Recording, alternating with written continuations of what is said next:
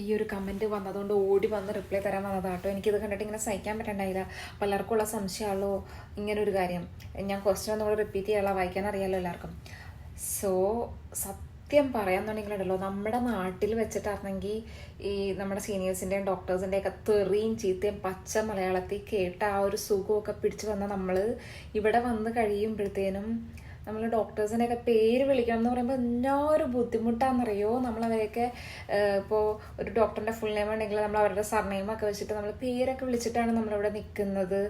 ഇവൻ കൂടെ നിൽക്കുന്ന എല്ലാവരെയും, അത് എത്ര വലിയ പൊസിഷനിലും മാനേജേഴ്സ് ആണെങ്കിലും ഹോസ്പിറ്റലിലെ ഏറ്റവും പക്കത്തിരിക്കുന്ന ആൾക്കാരാണെങ്കിലും നമ്മൾ അവരെ പേരാണ് വിളിക്കണത്.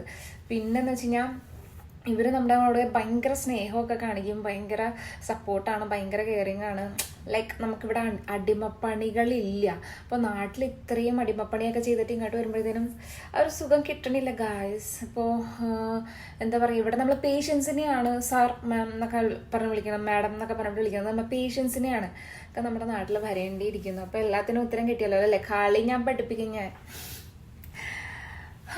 അങ്ങനെ ഓരോന്ന് ഇറങ്ങിക്കോളും.